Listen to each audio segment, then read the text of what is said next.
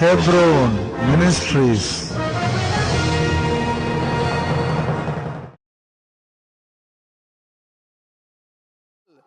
இன்று நாம் கேட்க போகிற அருமையான சத்தியம், நம்ம ஆண்டவருடைய வருகைக்கு முன்பாக என்னென்ன நடக்கும் என்பதை குறித்து, அதற்கு பிறகு என்ன நடக்கும் என்பதை குறித்து தான் நான் உங்களோடு கூட பேச போகிறேன். செய்தியினுடைய தலைப்பு இமேஜ் ஆஃப் த பீஸ்ட், மிருகத்தின் சொரூபம். அதில் 4 காரியங்களை நாம் கவனிக்க போகிறோம். பார்க்கும்பொழுது பொலிட்டிக்கல் பவர், அரசியல் வல்லமை, பயஸ் பவர், மத பக்தி உள்ள மத வல்லமை. 3வது காரியம் ப்ரொட்டஸ்டிங் பவர், தேவனை எதிர்க்கிற வல்லமை. 4வது காரியம் பர்சிக்யூட்டிங் பவர். அப்படி என்றால் என்ன? அப்படி என்றால் துன்புறுத்துகிற, உபத்திரவப்படுத்துகிற பரிசுத்தவான்களை இந்த வல்லமை என்ன செய்யும்? கொடுக்கிற வல்லமை துன்புறுத்தும். அப்போ 4வது காரியம் பர்சிக்யூட்டிங் பவர். அடுத்த காரியத்துக்கு நம்ம போவோம். 3வது காரியம், அந்த வலு சர்ப்பம் என்ன செய்யுது?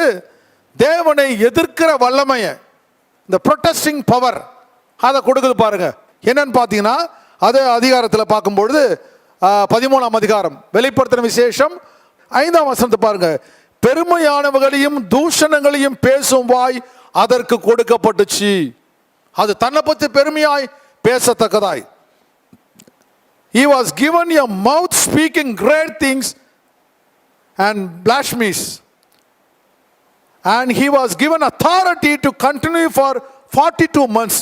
அல்லாமலும் 42 மாதம் யுத்தம் பண்ண அதற்கு அதிகாரம் கொடுக்கப்பட்டது.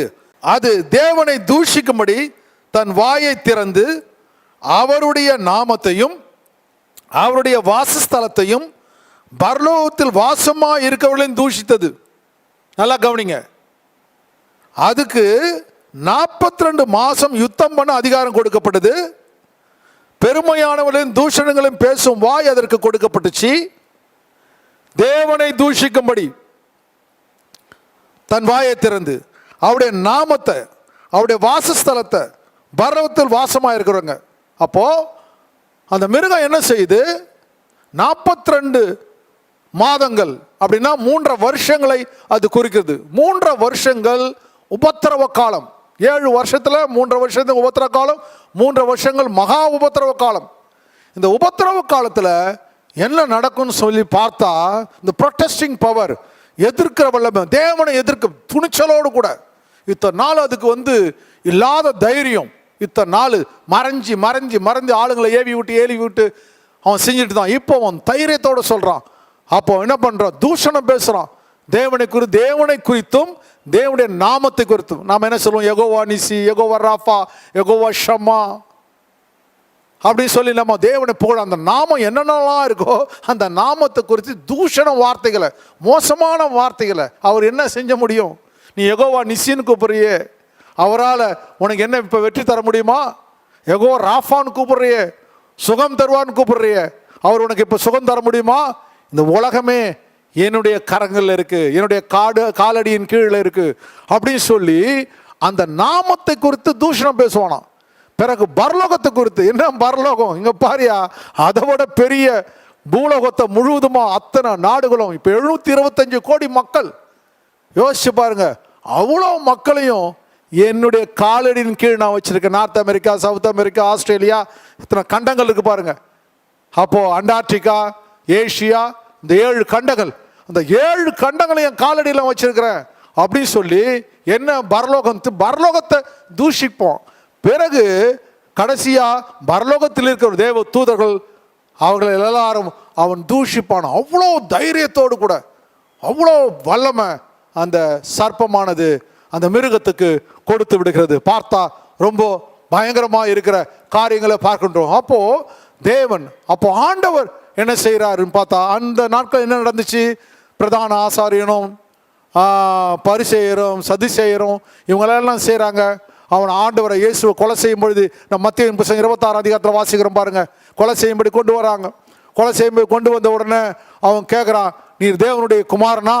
இப்போ சொல்லும், நீ தான் மேசியாவா, கிறிஸ்துவா, இப்போ சொல்லுன்னு கேட்குறான் பாருங்க. உடனே ஆம் அப்படிதான் நான் தான் சொல்றாரு. பிறகு என்ன சொல்றாரு?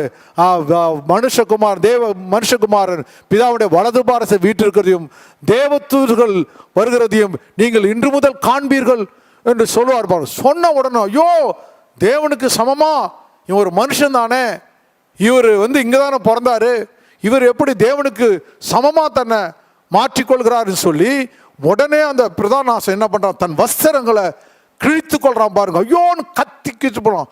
அப்போ அந்த கடவுளுக்கு ஈக்குவலா யார் வந்தாலும் குமாரனாகிய கிறிஸ்துவை அவர்களால் ஏற்றுக்கொள்ள முடியல. அருமையான சகோதரனியே, நீ இதை நல்லா கவனித்துக்கிட்டு வாங்க. அப்போ தேவனுக்கு விரோதமா இப்போ என்ன செய்யறான்? இந்த பிசாசு அவளை தூஷித்தக்கதா அவருக்கு சமமா அவருக்கு மேலாக தன்னை உயர்த்தி கொள்கின்றான். உயர்த்தி கொள்ளும் பொழுது அதை வேற வழி இல்லாம என்ன பண்ணுவாங்க?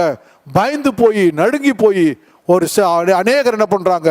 அவன் பாதத்திலே விழுந்து அவனை வணங்க ஆரம்பித்து விடுவான். நீர்தான் தெய்வம், நீர்தான் எல்லாம் சொல்லி வணங்க ஆரம்பிச்சிருவாங்க. அருமையான தேவனுடைய பிள்ளையே, கைவிடப்பட்ட பிள்ளைகளுக்கு இந்த காரியங்கள் நடைபெறுது. பிறகு அப்போ பார்க்கும்பொழுது இந்த யூதர்கள்லாம் ஐயோ இந்த காரியத்தை இவன் செய்கிறானேன்னு சொல்லி பார்த்துட்டு உடனே என்ன பண்ணுவாங்க? அவங்கெல்லாம் போயிட்டு இரத்த சாட்சிகளாய் மரிப்பாங்க. புறஜாதியில் நிறைய பேர் கைவிடப்பட்டவர்கள், ரகசியவர்கள் அநேகர் எடுத்துக்கொள்ளப்படுவார்கள். யார் யாரெல்லாம் தேவனுடைய சமூகத்தில் உண்மையா இருக்காங்களோ அவர்கள் ராப்சர்ல ரகசியவர்களை எடுத்துக்கொள்ளப்படுவார். நாம இந்த உபத்திரவத்தில் மாட்டிக்கொள்ளக்கூடாது, இந்த இந்த மிருகத்து கையில் மாட்டிக்கொள்ளக்கூடாது. அவன் பயங்கரமா கொடுமைப்படுத்துவான், பயங்கரமா அவங்கள கொடுமைப்படுத்தி அவங்கள அதிகமாக அழிப்பான், சாகடிப்பான். இந்த காரியங்களை நம்ம பார்க்கின்றோம். அப்போ என்ன பண்றான்? தூஷண வார்த்தைகளை அவன் பேசி அவன் அதிகாரத்தை என்ன பண்றான்? அதற்கு கொடுக்கின்றான், அந்த மிருகத்துக்கு கொடுக்கின்றான். அது எல்லா காரியங்களும் செய்யுது. ஆம் தேவனுடைய பிள்ளையே, சகோதரனே சகோதரியே, பரிசுத்த ஆவியானவர் நம்மோடு கூட இந்த அருமையான காலை வேளையிலே பேசி கொண்டிருக்கின்றார். இந்த காரியங்களை பார்க்கும் பொழுது நாம எந்த அளவுக்கு தேவனை உயர்த்த வேண்டுமோ உயர்த்தி அவரோடு கூட நெருங்கி சேர்ந்து கர்த்தருடைய சமூகத்தில் ஆண்டவரே உம்முடைய பிள்ளையா என்னை மாற்ற ஆண்டவரே. நமக்கு இப்பொழுது நிறைய சர்ச்சில் நிறைய ப்ரோக்ராம்ஸ் வந்துருச்சு பார்த்தீங்களா? பைபிள் ஸ்டடியில் நிறைய பேர் நீங்கள் கலந்து கொள்ள எனக்கு ரொம்ப மனசு வருத்தமாக இருக்குது. நிறைய பேர்கள் கலந்து கொள்ள வேண்டும். இரவு ஜெபம் இப்போ ஆரம்பித்து எத்தனை நாட்கள் நீங்கள் அழுதிங்க. ஆண்டவர் இப்போது அந்த ஜூம் மூலமாக கனெக்ட் பண்ணுறாரு. நிறைய பேருக்கு அது பிரயோஜனமாக இருக்குது. நிறைய பேர் ஃபோன் பண்ணி சொல்கிறாங்க ரொம்ப ஆசீர்வாதமாக இருக்குன்னு சொல்கிறாங்க. அப்போ ஜூமில் நீங்கள் கலந்து கொள்ள வேண்டும். உபவாச ஜெபம் இப்போ ஆரம்பித்தாச்சு. அதனால் ஆண்டவர்கிட்ட நீங்கள் பொருத்தனை பண்ணி ஆண்டவரே ஒரு மீட்டிங்கை நான் மிஸ் பண்ணாமல் எல்லாவற்றையும் நம்ம டெய்லி வேத வசனம் கடைசி நாட்களில் ஒவ்வொரு நாளும் வேத வசனங்களை நாம் கேட்டுக்கொண்டே இருக்க வேண்டும். நான் எத்தனை நாள் இந்த மெசேஜ் அப்படியே படிச்சுட்டு நிறைய படித்தேன். கொஞ்சம் தான் நான் உங்களுக்கு எடுக்கிறேன். அதெல்லாம் எடுத்தால் ஒரு மணி நேரத்தில் முடிக்க முடியாது. அதை பார்க்கும்பொழுது நான் ஒரு நாளைக்கு அப்படியே கொஞ்சம் கொஞ்சமாக எடுக்கலாம். இன்னும் ஒரு நாள் பைபிள் ஸ்டடியில் அதுக்கப்புறம் மறுபடியும் எடுப்பேன் நான். அப்போ பார்க்கும்பொழுது எனக்கு அப்படியே அவ்வளோ சந்தோஷமாக இருந்துச்சு. ஐயோ இவ்வளோ பெரிய தேவன் எல்லாத்தையும் ஆண்டவர் எழுதி வச்சிருக்காரு. தானியேல் பார்த்த தீர்க்க தரிசனம், யோவான் பார்த்த தீர்க்க தரிசனம் அப்படியே முகமுகமாக நிறைவேறி கொண்டிருக்கிறது. கடைசி நாட்கள் அத்தனை நாளுக்கு முன்னாடி எத்தனை பேர் பரிசுத்தவான்களா வாழ்ந்து மறித்து விட்டார்கள், எத்தனை பேர் பாவம் இல்லாமல் மறித்துட்டாங்க. ஆனால் இந்த நாட்கள் நம்ம கண்ணு முன்னாடி பார்க்குறோம். கொரோனா வைரஸ் வருது, பயங்கரமான நிலநடுக்கங்கள் வருது, பயங்கரமான காரியங்கள் நடந்துகிட்டு இருக்குது. அதனால இந்த காரியங்களை நம்ம கவனிப்போம். ஆக இந்த ப்ரொட்டஸ்டிங் பவர் தேவனையே எதிர்க்கிற அளவுக்கு அவன் என்ன பண்ணுறான்? அவன் ஒரு ப்ரொட்டஸ்டிங் பவர் கடைசியாக நான் முடிக்க போகிறேன். அப்போ பெர்சிக்யூட்டிங் பவர் நாலாவது காரியம். அதை வாசிங்க 7ஆம் வசனம் பாருங்க, 13 ரெவலேஷன் 13:7. மேலும் பரிசுத்தவான்களோடு யுத்தம் பண்ண அவர்களை ஜெயிக்கும்படிக்கு அதற்கு அதிகாரம் கொடுக்கப்பட்டதே அல்லாமல் ஒவ்வொரு கோத்திரத்தின் மேலும் பாஷைக்காரர் மேலும் ஜாதிகள் மேலும் அதற்கு அதிகாரம் கொடுக்கப்பட்டது.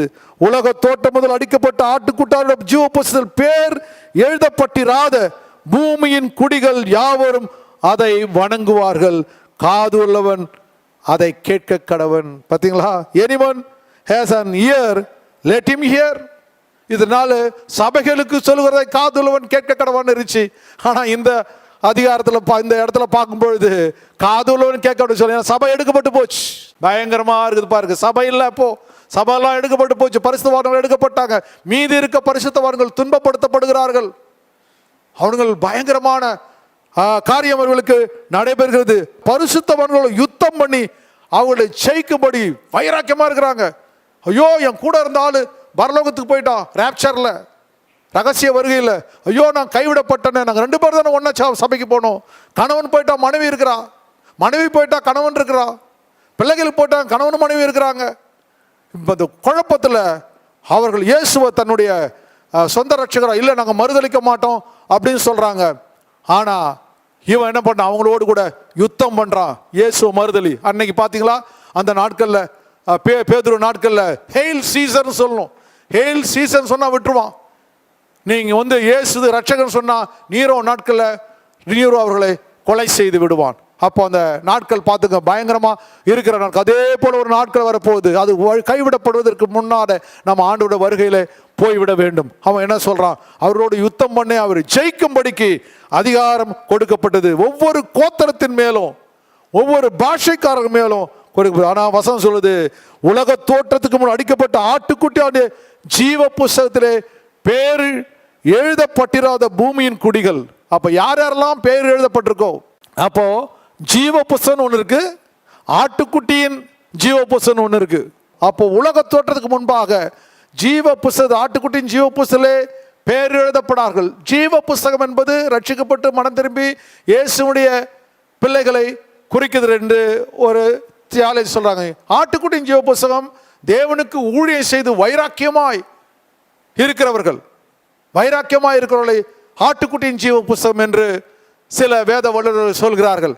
அதை நீங்கள் கவனித்துக் கொள்ளுங்கள். சரி, இப்போ பார்க்கும் பொழுது அப்போ யார் யாரெல்லாம் அந்த ஜீவ புஸ்தகத்தில் பேர் எழுதப்படவில்லையோ அவர்கள் அதை வணங்குவார்கள் என்று வாசிக்கணும். இதை தானியேல் புஸ்தகம் 8ஆம் அதிகாரம் 24ஆம் வசனத்தில் வாசிக்கும்போது, அனுகூலம் பெற்று கிரியை செய்து பலவான்களை பரிசுத்த ஜனங்களையும் அவன் அழிப்பான் என்று போடப்பட்டிருக்கு பாருங்க. அவனுடைய வல்லமை பெருகும், ஆனாலும் அவனுடைய சுயபலத்தினால அவன் அதிசய விதமாய் அழிம்பு உண்டாக்குவான் என்று போடப்பட்டிருக்கிறது.